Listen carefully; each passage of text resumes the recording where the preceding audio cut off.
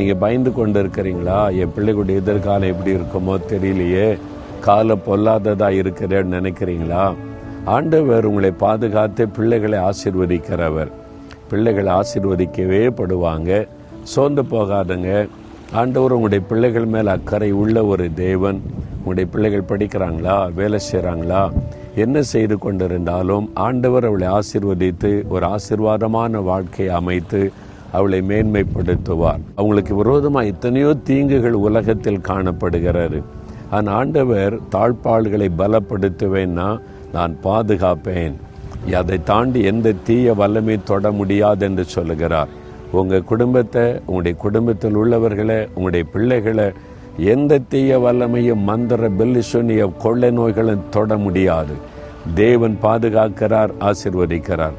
விசுவாசிக்கிறீங்களா?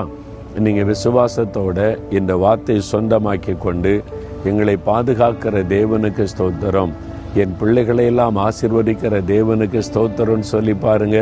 அந்த ஆசீர்வாதம் உங்களுக்கு நிறைவேறுவதை நீங்கள் காண்பீங்க. ஜெபிக்கிறீங்களா?